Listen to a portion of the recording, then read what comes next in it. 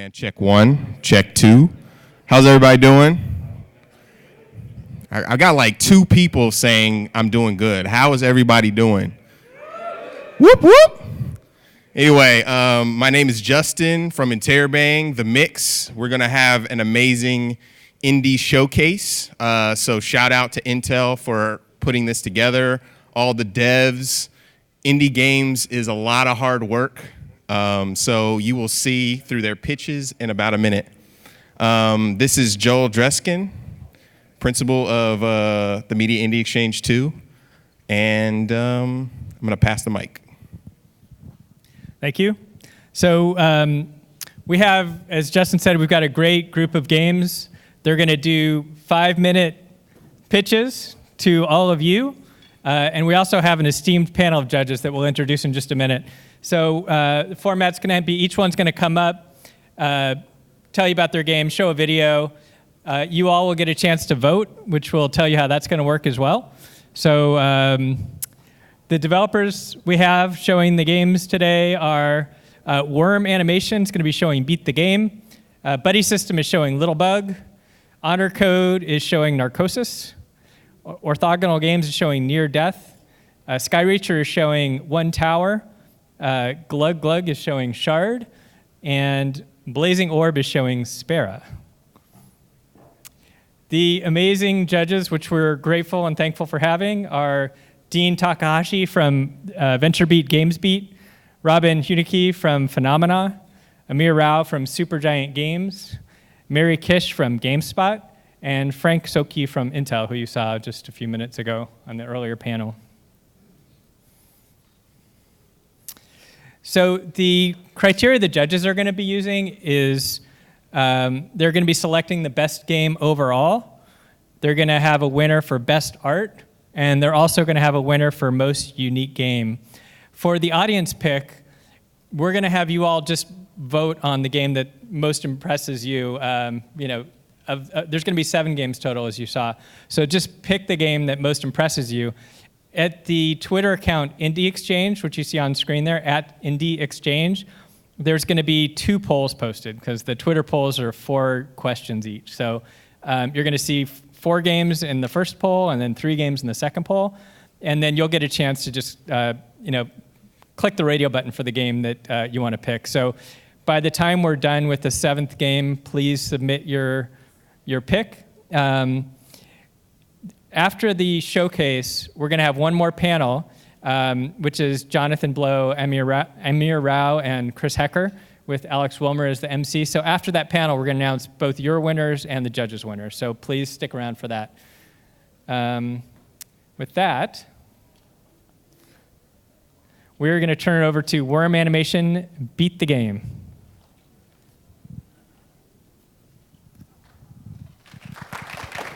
Thank you.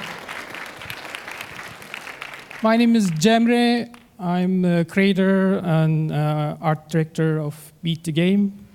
I made this concept like about 15 years ago.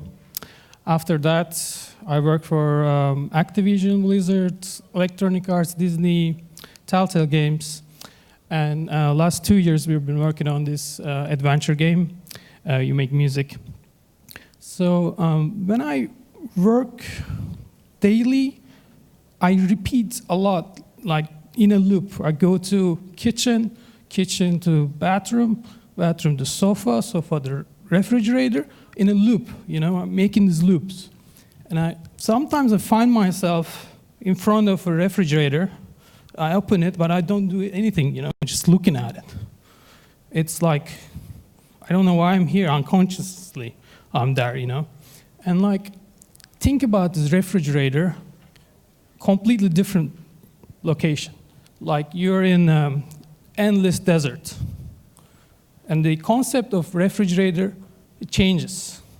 It's something else after this point. And it's surreal, turn to surreal. You question things like, what is refrigerator without walls? You question things like, what is home? What is the refrigerator? So think about it. You open this refrigerator up, and daytime goes to nighttime.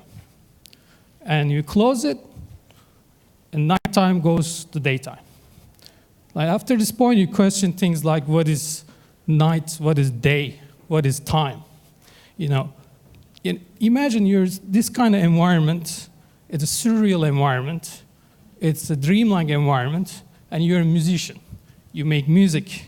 You collect sound samples, and combine the sound samples with your holographic mixer with the sound effects, volume faders, and clip launchers, and slowly building a music. At the end, you make a show. So this Beat the Game is all about this. And we made a trailer like about 6 months ago. We're working on a new trailer. We're going to play it now. Hope you like it. Enjoy the show. Thank you very much.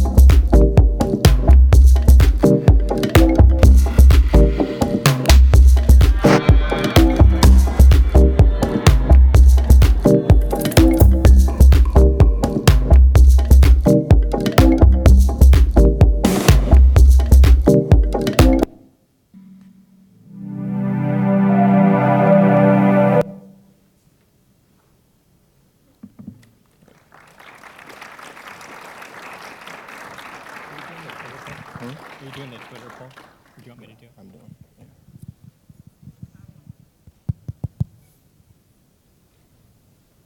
Yeah. Okay, so next up we have the developers of Littlebug,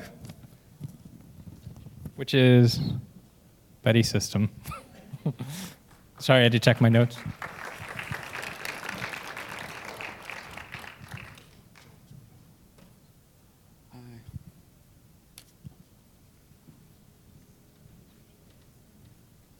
Just one.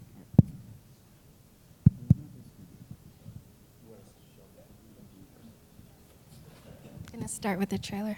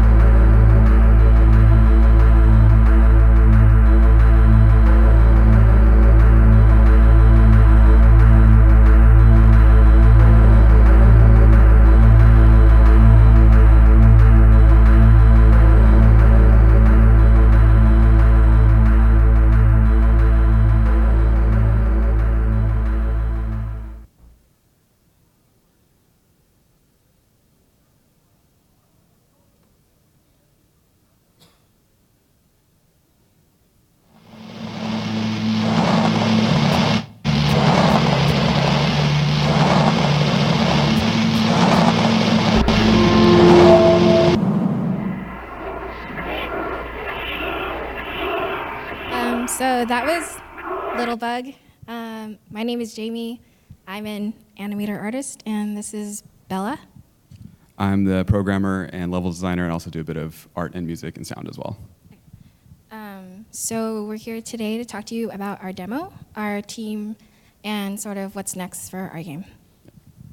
So Littlebug is a 2.5D platformer with twin stick controls where you control a little girl and her firefly using their telekinetic connection to jump, swing, and blow up objects in a world that has both 3D and hand-drawn 2D animations. It's been compared to Limbo and also Little Big Planet for its sort of dark, surreal environments. Okay, so we're a Betty System. We're a two-person bedroom studio based out of Los Angeles. This is our very first time developing a game, and we both share multidisciplinary backgrounds in art, animation, music, and comics. I actually met Bella on Craigslist. He put out like an open call for collaborators, and saw his screenshots, really dug his art, and then we met in real life, and I was like, we instantly hit it off because we have a lot of similar tastes and influences. We both come from like a comics background. I worked in comics for a number of years doing social media marketing, and we both are really into the DIY sort of comic scene. When I met him, he already had an early version of the game built and was working on the core mechanic, and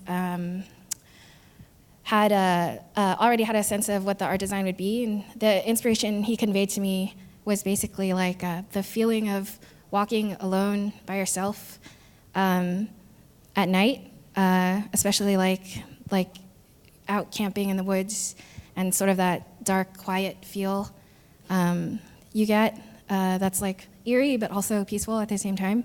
And so, yeah, that was where we started. From then, we concepted what the rest of the demo would look like, which is the trailer you saw, and really also collaborated from then on pulling from our strengths in comics. So a lot of the hand-drawn stuff you see is straight from just because we really love comics. We've been working together a little under a year and learning to collaborate with each other ever since. Yeah, so I actually taught myself how to code a year ago and made this game while I was teaching myself. And I really wanted story, gameplay, and art to all be equally important. So I was trying to pull all that together while I was teaching myself to code, while I had also not used Unity before. But Jamie kind of joined the team, pulled us together, and then we hit our deadline this past May, released it to Game Jolt and Itch.io, which some of you may be familiar with. It's an online distribution platform. And we had a lot of really good feedback, and we have a lot more that we did not put in the demo for specific reasons. But yeah, we're excited to to put that out. Sorry, we're out of time now, though. Yeah, so just really quickly, we're hoping to build a full game out like a year from now, hopefully by the end of 2017. The current demo is out for free for PC, best played with controller, and we're really looking forward to developing it for console as well. And I just want to say thank you for having us here and for giving us the opportunity to share our work with you.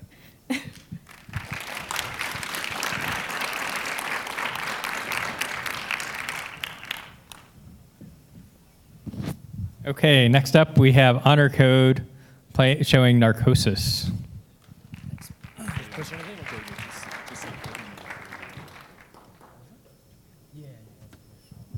Hi there. First of all, thanks everybody for having us and for joining us. Yes, my name is David. I work with Honor Code. We are a fledgling development studio, remote studio. Most of us are based in France, but myself and a colleague are here in the Bay Area. Narcosis began as a student project about 4 years ago at a game development school. And after everyone graduated, there's my time. After everyone graduated, sort of went on to get their own, pursue their own careers, but they wanted to come back and finish this game. And they were trying to do it as a nights and weekends thing, and that's when I joined them a couple of years ago as the writer. And since then, we've been fortunate to find the opportunity and to get the encouragement to pursue this game full time, which we've been doing for about 18 months and some. And we will be, we're sort of closing in on the final stages of this game. We'll be shipping this fall, right in time for Halloween, as a VR and a non-VR game. And yeah, so that's sort of the backstory. So Narcosis it's a survival story set at the bottom of the ocean. You play as an industrial diver, you're stranded after an accident, you're running out of oxygen, you're running low on power, and you are slowly losing your mind. And the goal of the game is very simple. It's simply to survive, to find oxygen, search for survivors, and make your way to the surface. No easy feat. The game is a first-person sort of exploration game, survival game. We take pains not to call it a horror game because it doesn't really share a lot of the hallmarks of horror games. There's not really any supernatural elements. There's no moral elements. There's no good or evil. You're really just you're just a guy having a really bad day trying to make it to the next one. And yeah, that's about it. I mean, I think there's a pretty substantial emphasis on story, but story I think is one of the hardest things to talk about when you're talking about a game. You can't pull it as a bullet point and say we have a really cool story. Just wait till you see it and experience it for yourself. But I will say that we do feel like we're doing something with our narrative and the way we're delivering it that is maybe unexpected from what you might see about the game. And it's definitely been influenced and sort of encouraged by this growing appetite for more diverse and more sophisticated and more nuanced narrative, even in this case where it's ostensibly just a horror game. So we're going to show you a little trailer, and I apologize in advance because this trailer doesn't show much at all. But fortunately, we have the game right over there, and you can go check it out for yourselves, and that's much better than a trailer anyway. But this is a trailer we released last year when we didn't have enough footage to cobble together a real trailer and to share some of the things that both the press and the public have said about the game. Reality's a harsh mistress, right? That's not Only my this voice. time, she's coming in from every possible angle. Not a lot of options. Keep breathing, find others, and get the hell out.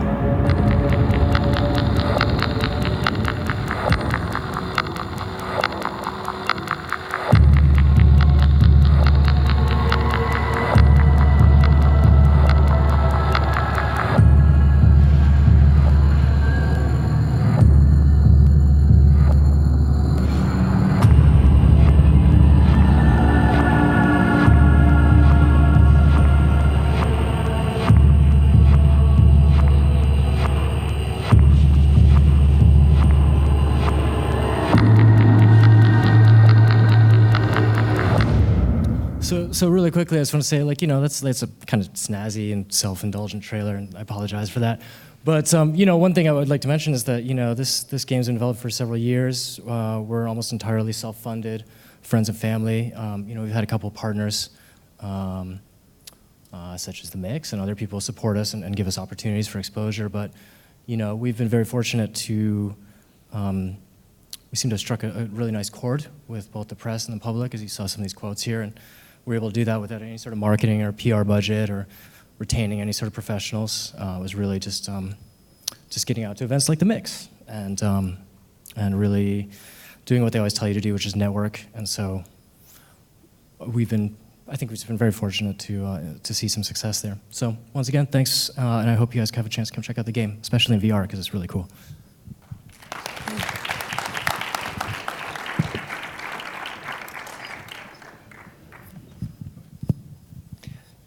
Next up, we have orthogonal games showing near death.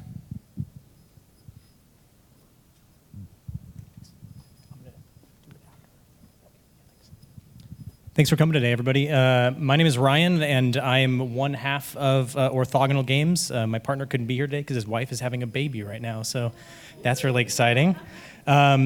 So Near Death is a game that came about because we wanted to see what it would be like to explore the frigid wastes of Antarctica in the middle of polar night with no supplies. We thought that would be really interesting.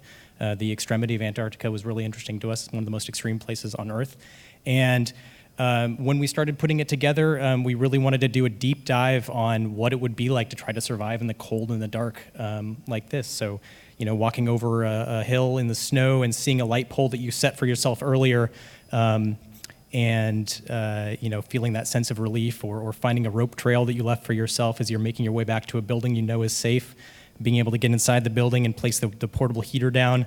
and just hear that nice click and the gas starting up and feeling that warmth come over you, even though it's just a video game.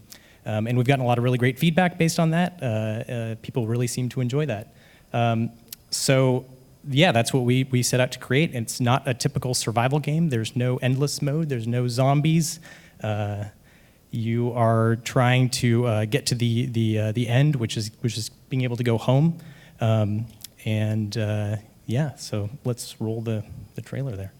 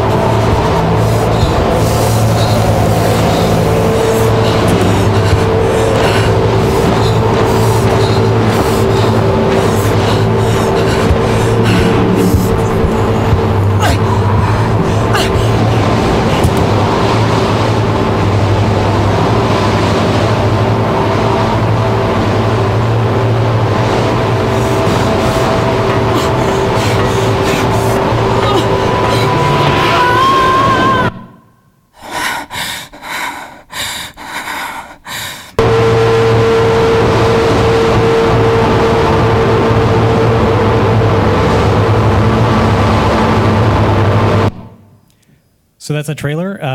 It's a pretty intense experience. You play a pilot who crash landed just outside of this abandoned research station. It's being decommissioned. You're 225 miles from home, and you have to stay alive long enough to get there. It's out now on Steam and Humble, so thanks again for coming.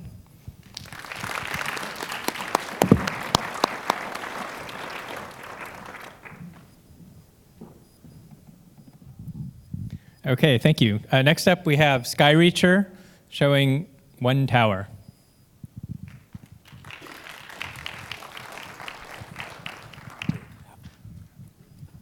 Hello, everyone. So first, I'd like to thank Intel and The Mix for having us here. We're very honored to be here. In fact, this is the first time we get to show this game to a whole lot of anyone, except for we actually we're funded on Kickstarter, so we got our backers in into the closed beta, and we're getting a lot of feedback on the game. But so I'm Jacob Robinson. I'm the CEO and founder of Skyreacher. We're a small indie dev studio located in Murrieta, California. So a bit down south. We actually drove up here, so we're running on fumes a little bit. But so let me tell you about One Tower. One Tower is a multiplayer online battle arena game. We are a little different than what you usually see in MOBAs. So, unlike other MOBAs, we place a lot of emphasis on the minions. So we're not all about, creating a bunch of items for your heroes and you have to figure out, oh, what do I put on my, new character I just tried out. We actually gave minions a chance, a living chance to actually fight. So you actually have a wide variety of minion types. We have archers, we have siege, we have summoners, we have healers, we have you name it, stealth. We've got it all, or we're planning on putting it in. So one of the big things that we did for this game, though, is we also created a arcade style feel to it. So it's very fast paced. It's head to head. So the game, the matches aren't very long, usually about 10 to 15 minutes. We have secondary objectives in the game, so you can actually take out a siege demon if you want to have if you're just having problems pushing that tower. And you can actually take out that demon and he'll start attacking the enemy tower for you. We have double damage power pickups, we've got health pickups, we've got traps. So, you know, if your opponent is trying to avoid you, you might be able to time that trap just right. So we created one tower because this is the game we want to play. I mean, that's one of the joys of being an indie dev is you don't really have to just make games based on where the industry's trending. You can actually say, you know what would be my dream game? And this is the game that we want to play. We're all fans of, games like obviously League, Dota, Warcraft, StarCraft, and we really want to see the MOBA genre move more towards an RTS feel. And currently we're in closed beta. We've been getting a lot of feedback on Steam. Our players are really helping us shape the future of our game. One thing that we could say is, we want to make this particular game and say, you know what, who cares about community feedback? But we actually believe that the community is going to know our game the best, and they're going to help us really shape the future of what we're going to be both playing and providing as an experience. So enough of me. I'll let you guys take a look at the trailer, and I hope you enjoy it. And if you have any questions afterwards, please feel free to grab me. Thanks.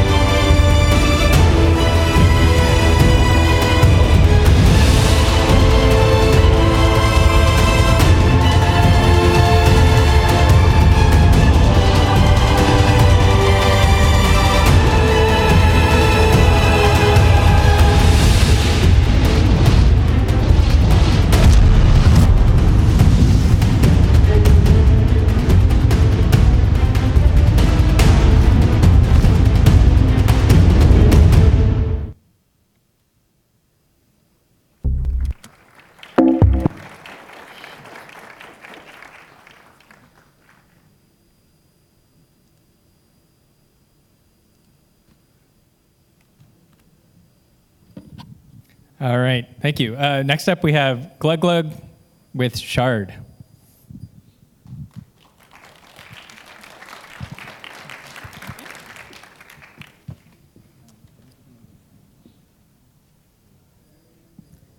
Can you turn the volume down a little bit too? 60%. No, not on this one. Yeah, no. Can you please turn the volume for the video down a little bit? They're going to play it in the background. Cool.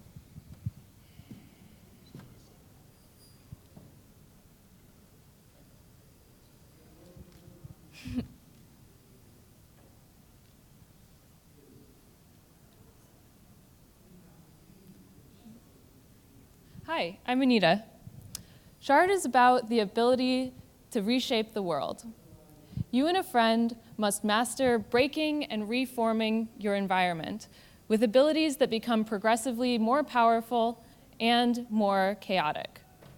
Throughout the game, you'll be challenged to explore and experiment and reshape your own environment.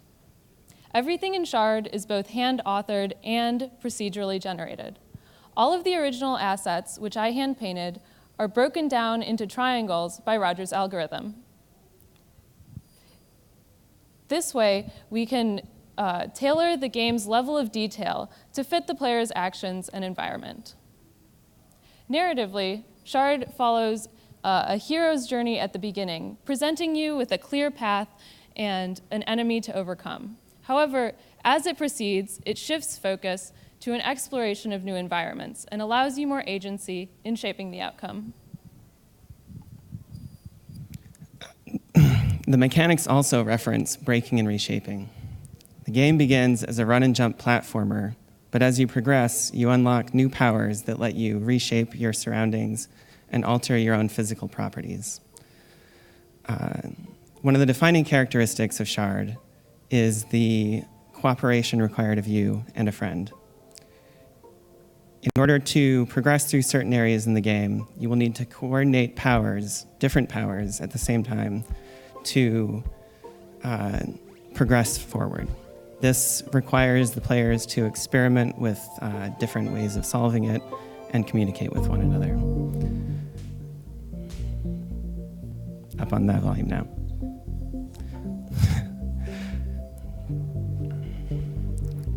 Shard runs on consoles, Macintosh, and Windows. We have a build on the show floor downstairs, and we're working towards a complete version of the game. Between Anita, myself, and our musician Casson, we have 30 years experience creating interactive media, including Rock Band, Mass Effect, Girls Make Games, and HoloLens. So that's Shard, a collaborative, edgy adventure. This upcoming January, we're going to raise some funding to complete the game. But in the meantime, you can sign up or follow our Twitter account at shardgame.com or sign up for a mailing list at our website. Thanks.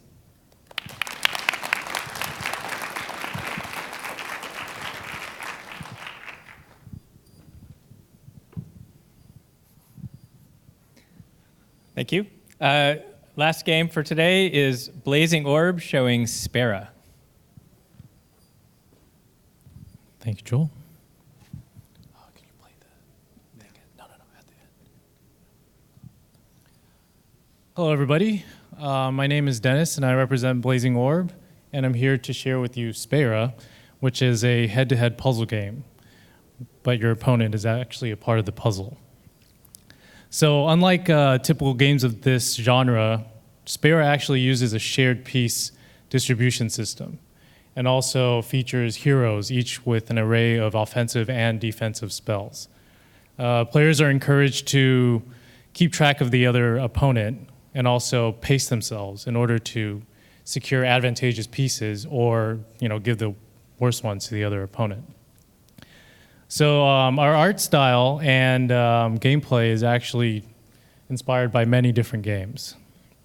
It actually looks like a familiar puzzle fighting game at first glance, but we have our own twists. For instance, when clearing blocks, you match 3 of the same color, but uncleared blocks on the active piece actually drops down, which allows players to create some interesting combos and explosions. Of equal importance is actually picking a character that fits your play style and building up meter, like a fighting game, to use spells. Example spell effects range from something as simple as removing some blocks away from your own board to troll-like spells where you can prevent your opponent from rotating, or even taking away their meter so they can't use their own spells. At Blazing Orb, our ethos is very simple. We just want to bring classic retro-style games into the modern era with all the creature comforts that we're so spoiled with today, like online play. So as such, Spera will launch with 8 original characters, each with 4 spells tailored to their play styles and personalities. Online play with private, ranked, unranked matches. Ranked will feature progression leagues starting from bronze going up to diamond, and that's powered by our in-house matchmaking server, which is also powered by Intel. Players will be able to go online and look at leaderboards and stats, other match replays. And of course, we can't say we love retro-style games without including a couch multiplayer mode, and also a single-player experience with a maddening AI. So we'll definitely include those. And thank you very much. And I hope you enjoy a little teaser that we prepared for you today.